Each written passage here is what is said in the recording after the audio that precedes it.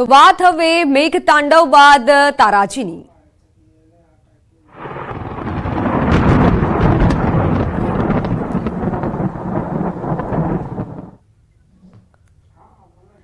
વડોદરામાં આવેલા પૂરે મોટા પાયે તારાજી સર્જી છે। ઘર હોય કે કાર બધું જ પાણીમાં ગરકાવ થઈ ગયું છે। જાનમાલને ભારે નુકસાન થયું છે। અમે તારાજીના એ દ્રશ્ય બતાવવા જઈ રહ્યા છીએ જે શિક્ષિત સમાજને ઘણું બધું શીખવી જાય છે। કુદરત ક્યારેય અમીરી ગરીબી વચ્ચે તફાવત રાખતી નથી। આ દ્રશ્ય પણ એ વાતની સાક્ષી પૂરે છે। વડોદરા શહેરના સયાજીગંજ વિસ્તારના દ્રશ્યો છે। મોંઘી દાટ કારને પણ જ્યારે કુદરતી ધપાટ વાગે ત્યારે કોઈ કામની રહેતી નથી। વડોદરામાં આવેલા પૂર માટે વિશ્વામિત્રીને જવાબદાર ગણવામાં આવેલ છે, પરંતુ પૂર માટે વિશ્વામિત્રી માત્ર જવાબદાર નથી। આ દ્રશ્યો એ વાતનો પુરાવો આપે છે કે ભૌતિક સુખ સુવિધા માટે આડેધડ કરેલા બાંધકામથી શહેરમાં પૂરની સ્થિતિનું નિર્માણ થયું। આપણી મહત્વાકાંક્ષા ગમે ત્યારે વિનાશ નોતરી શકે છે। આ દ્રશ્યો પણ તે વાતની સાબિતી આપી રહ્યા છે।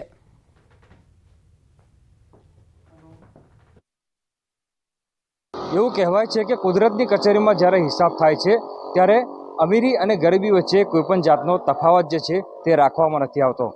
અત્યારે અમે તમને એવા એક દ્રશ્યો બતાવીશું કે દ્રશ્યો તમને વિચલિત કરી શકે છે। વિચલિત કરવાની સાથે સાથે ઘણું બધું શીખવી પણ શકે છે। આ દ્રશ્યો તમે જોઈ રહ્યા છો તે સયાજીગંજ વિસ્તારના દ્રશ્યો છે, અને સયાજીગંજ વિસ્તારના જે દ્રશ્યો છે એ એટલા માટે ઘણું બધું શીખવી જાય છે કે નીચે તમે જે કાર જોઈ રહ્યા છો તે મોંઘી દાટ લક્ઝુરિયસ કાર છે, અને એની ઉપર જે કાર તમે જોઈ રહ્યા છો તે એ જે કાર જે છે તે સામાન્ય વર્ગના વ્યક્તિએ ટુકડે ટુકડે એટલે કે હપ્તેથી ખરીદેલી કાર છે। આ બંને કાર જે છે એ શીખવી જાય છે કે સમાજના તમામ વર્ગના લોકો હોય એ તમામ વર્ગના લોકો છે તો છેલ્લે માનવી જ, અને કુદરત આગળ અમીર હોય કે ગરીબ હોય તમામ લોકો જે છે તે લાચાર છે। વડોદરા શહેરમાં પૂરની પરિસ્થિતિ જે સર્જાઈ તેને ભારે તારાજી સર્જી છે। મેં કીધું એ પ્રમાણે કે અમીરી ગરીબી વચ્ચે ફરક કોઈ રહેતો નથી। એ જ પ્રમાણે પૂરની તારાજીએ જે ગરીબોના ઝૂંપડપટ્ટા છે તેમને પણ બરબાદ કર્યા છે, તો સાથે સાથે જે અમીર લોકો છે કે જેમના કરોડો રૂપિયાના બંગલા છે એ બંગલાઓ પણ બરબાદ કર્યા છે। એટલે વડોદરા વાસીઓએ નહીં પરંતુ સમાજના તમામ વર્ગના લોકોએ આ જે દ્રશ્યો છે અને આ જે કુદરતે આપેલી લપડાક છે તેનાથી ઘણું બધું શીખવાની જરૂર છે।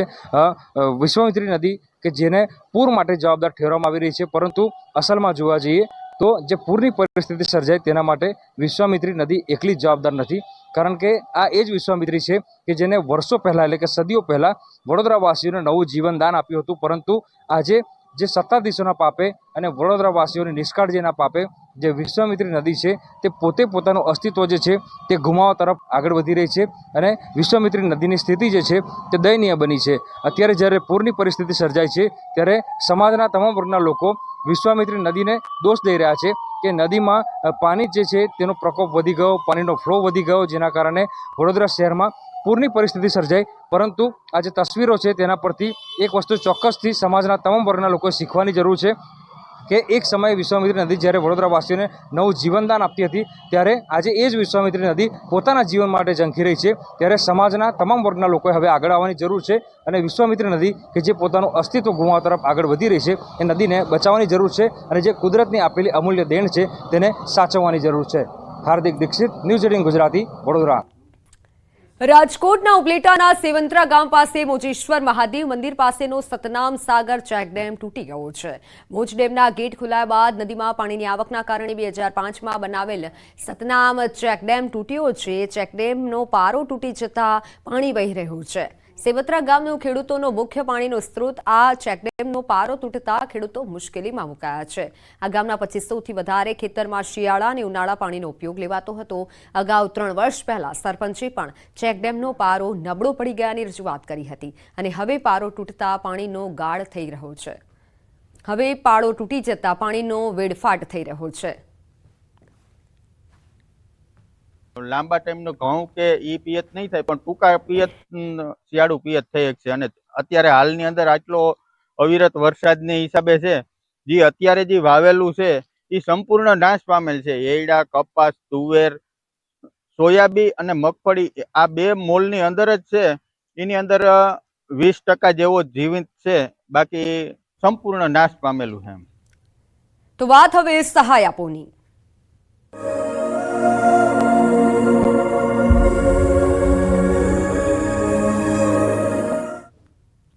સુરેન્દ્રનગર સુરેન્દ્રનગર જિલ્લામાં અવિરતપણે ધોધમાર વરસાદ નોંધાયો હતો, જેના પગલે ખેડૂતોના ખેતરોમાં પાણી ફરી વળતા મોટા પાયે કપાસ સહિતના પાકને નુકસાન પહોંચ્યું છે અને તેમાં વઢવાણ તાલુકાના 6000થી વધુ વીઘા જમીનમાં ખેડૂતોના પાકને નુકસાન પહોંચ્યું છે. ખેડૂતોની હાલત કફોડી બની છે. વઢવાણના મેમકા, માળોદ, કાઠારિયા, વડલા સહિત અનેક ગામના ખેતરોમાં પાણી ભરાયા છે.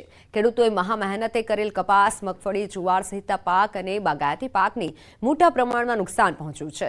સરકાર દ્વારા તાત્કાલિક પાક નુકસાની અંગે સર્વે હાથ ધરી વળતર ચૂકવવામાં આવે તેવી ખેડૂતોની માંગ ઉઠવા પામી છે. અમારે અહીંયા ભારે વરસાદ હોય એટલે આ કેનાલ અડતા ખેતરમાં અમારે 20 વીઘાનું ખેતર હે, કપાસ હાવ એતે બળી ગયો પાણી ભરાવાથી. અને દર વર્ષે ભારે વરસાદ હોય ત્યારે અમારે બળી જ જાય. અમારે સરકારને એટલી માંગણી છે કે એ લોકો ખેતર ઉપર આવી અને સર્વે કરી જાય, અને સર્વે ન કરે એ લોકો ચોપડામાં એમની મેળે આંકડા મેકી દે છે અને પછી કહે કે આવી રીતના થઈ ગયું સર્વે. એ નહીં, પણ એ લોકો રૂબરૂ આવે અને સર્વે કરી જાય. કે ભાઈ રેન્ડમલી આ લોકો સર્વે કરતા હોય છે, 5 ખેતરમાં સર્વે કરી લીધો પછી બીજી સીમમાં જતા રહે. એવું નહીં કે સ્પોટ ઉપર સર્વે થાય તો ખેડૂત સાથે ન્યાય થશે.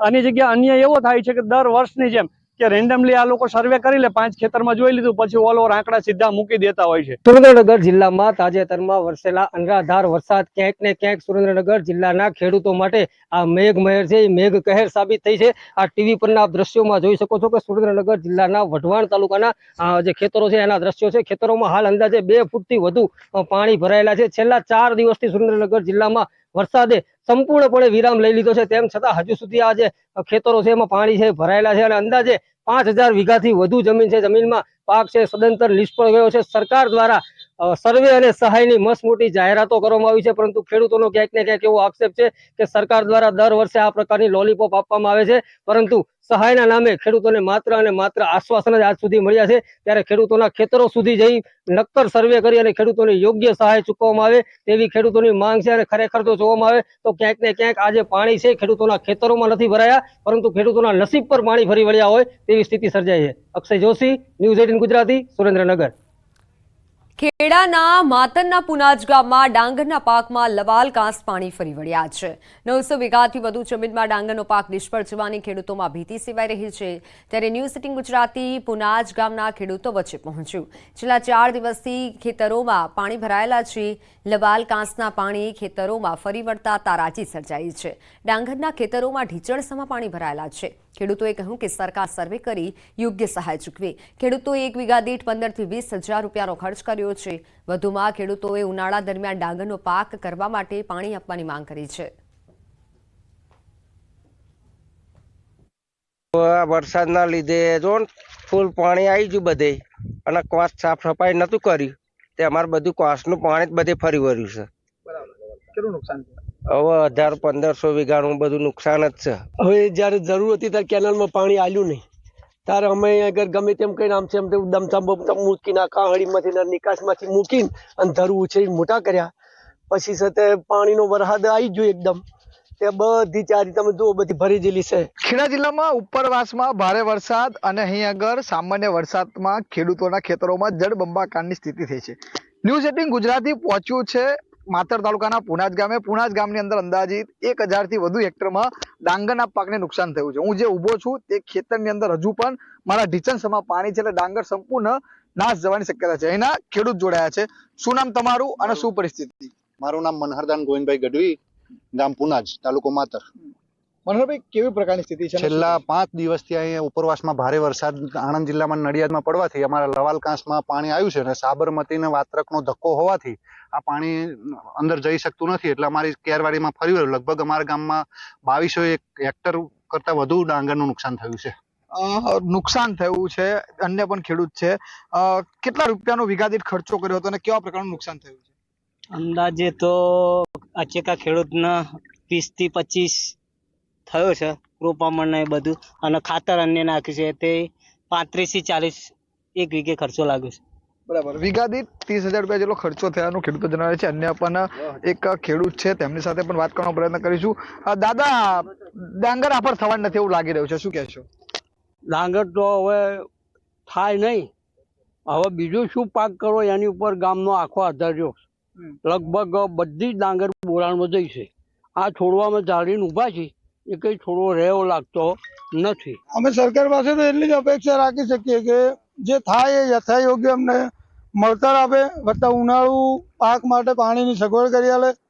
કારણ કે 1 વીઘે લગભગ 15,000 થી 20,000 રૂપિયા ખર્ચો થયેલ છે, જે હાલમાં કંઈ મળી શકે એમ નથી અને કોઈ વળતરની આશા નથી.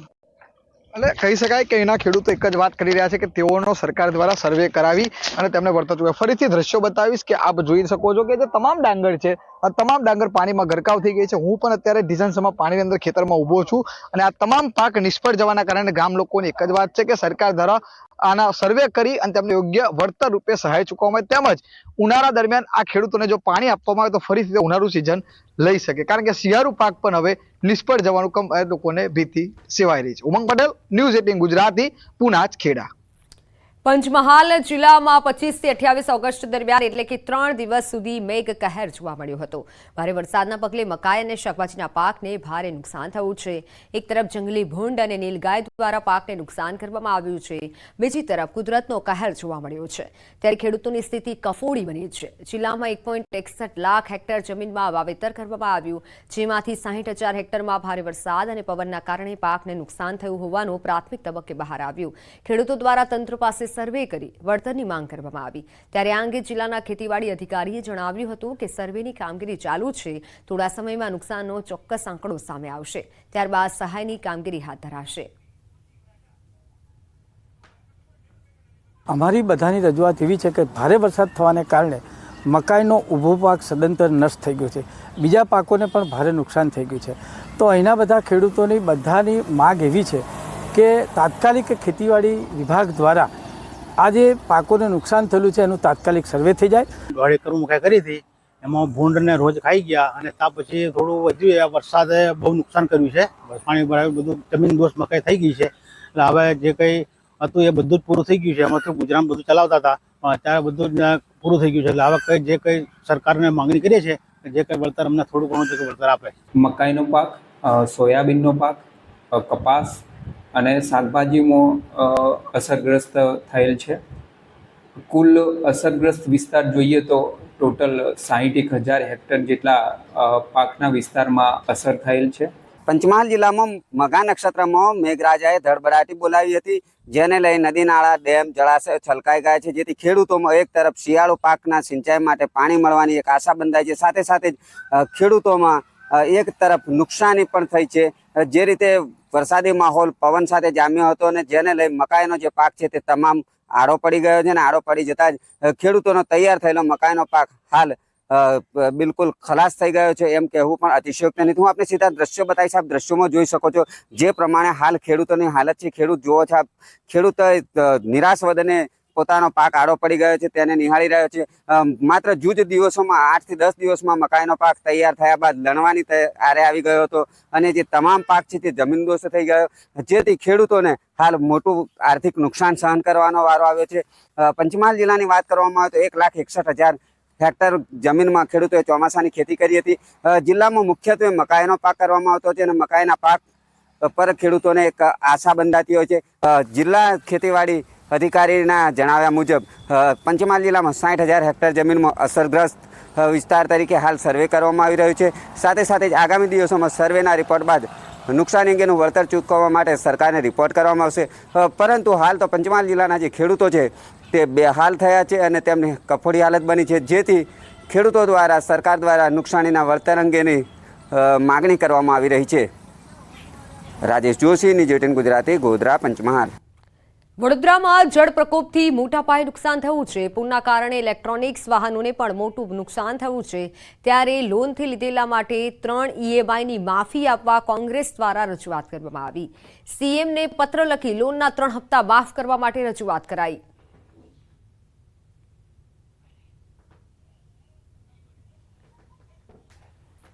વરસાદથી ખેતીમાં નુકસાની મુદ્દે સીએમને રજૂઆત કરાઈ. બહુચરાજીના એમએલએએ સીએમને પત્ર લખ્યો.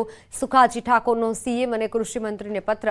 નુકસાનીનો સર્વે કરી વળતર ચૂકવવા માટે માંગ કરાઈ. બહુચરાજી, મહેસાણા, જોટાણામાં ખેડૂતોને નુકસાન, કપાસ, એરંડા, જુવારના પાકને નુકસાન. મેઘતાંડવથી થયેલ નુકસાનીની સહાય કરવા માટે માંગ કરવામાં આવી છે. પૂર્વ ધારાસભ્ય લાખાભાઈ ભરવાડની માંગ. વરસાદી પાણી ભરાતા મોટું નુકસાન થયું છે. શહેરમાં વેપારીઓ સહિત ખેડૂતોને મોટું નુકસાન થયું. નુકસાનનું સરકારે યોગ્ય વળતર આપવું જોઈએ. સરકારે સત્વરે સર્વે કરી યોગ્ય સહાય કરવી જોઈએ, કાર્યવાહી કરવી જોઈએ. સરકાર પાસે અને સરકારી તંત્ર પાસે મારી માંગણી છે કે એનો યોગ્ય સર્વે કરવામાં આવે અને ખેડૂતોને પાકનું જે કંઈ નુકસાન થયું છે એના માટે યોગ્ય વળતર આપવામાં આવે. કલેક્ટર શ્રી સાથે પણ મારી ટેલિફોનિક વાત થઈ હતી અને એમને પણ વિરમગામ મત વિસ્તારમાં જ્યાં જ્યાં નળકાંઠાથી લઈને દરેક જગ્યાએ જે કંઈ અતિવૃષ્ટિના કારણે નુકસાન થયું છે એનાથી માહિતગાર કર્યા છે અને કલેક્ટરશ્રીએ પણ કહ્યું છે કે અમે સર્વની કામગીરી હાથ ધરીને અને યોગ્ય વળતર આપવાની પૂરી કોશિશ કરીશું એવી હૈયાધારણા પણ આપી છે. મહીસાગરમાં પશુ મોતની તાત્કાલિક સહાય ચૂકવાઈ છે. વીજળી પડતા 35 પશુઓના મોત થયા હતા. પશુ મોતની 8.4 લાખની સહાય ચૂકવાઈ છે. તંત્રએ અરજદારોને તાત્કાલિક સહાય ચૂકવી છે. વીજળી પડતા 35 જેટલા પશુઓના મોત નિપજ્યા હતા, પરંતુ પશુ મોતની 8.4 લાખની સહાય સરકાર દ્વારા તંત્ર દ્વારા ચૂકવી દેવામાં આવી છે.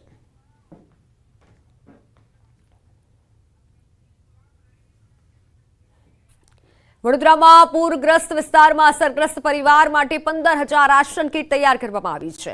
અમદાવાદમાં મુખ્યમંત્રીના મત વિસ્તાર ઘાટલોડિયા વિધાનસભા પરિવાર દ્વારા કીટ તૈયાર કરવામાં આવી, જેમાં લોટ, ચોખા, તેલ, મીઠું સહિત 14 ખાદ્ય સામગ્રીની કીટ તૈયાર કરવામાં આવી રહી છે. અત્યાર સુધીમાં 12,000થી પણ વધુ કીટ વડોદરા ખાતે મોકલી દેવામાં આવી છે, જ્યારે હજુ પણ કીટ તૈયાર કરવામાં આવી રહી છે.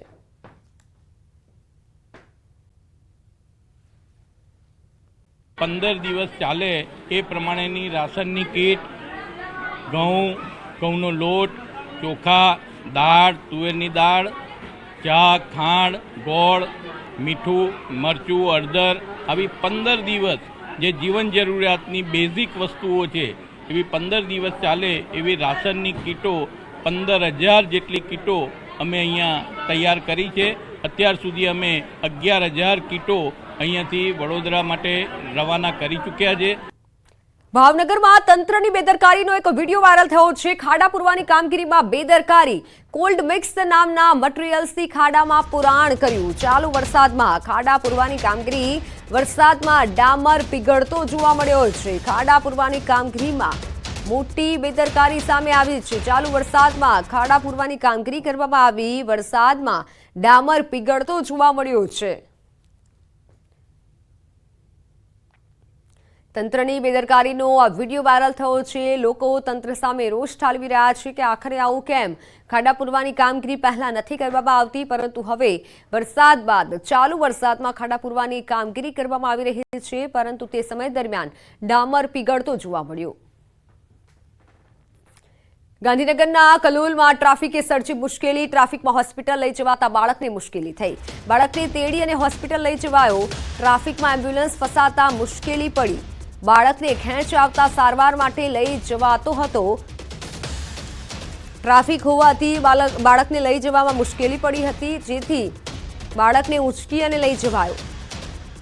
ટ્રાફિકમાં એમ્બ્યુલન્સ ફસાઈ હતી. બાળકને ખેંચ આવી હતી, તેથી સારવાર માટે બાળકને હોસ્પિટલ લઈ જવાયો. કલોલની આ ઘટના કે જ્યાં ટ્રાફિકે મુશ્કેલી સર્જી. શિક્ષકોની ભરતીને લઈને સરકારનો મહત્વપૂર્ણ નિર્ણય. 4,000 જેટલા જૂના શિક્ષકોની ભરતી કરાશે. બિન સરકારી અનુદાનિત માધ્યમિક, ઉચ્ચતર માધ્યમિક શાળાઓમાં ભરતી થશે. માધ્યમિક વિભાગ માટે અંદાજિત 2,000 શિક્ષકોની ભરતી કરાશે. ઉચ્ચતર માધ્યમિક વિભાગ માટે અંદાજિત 2,000 શિક્ષકોની ભરતી થશે. કુલ 4,000 જેટલા જૂના શિક્ષકોની ભરતી કરવા અરજીઓ મંગાવાશે. ઉમેદવારોએ 12 સપ્ટેમ્બરથી 26 સપ્ટેમ્બર સુધી અરજી ઉમેદવારે કરવાની રહેશે. GSERSC.in વેબસાઇટ પર ઓનલાઈન અરજી ઉમેદવારો કરી શકશે.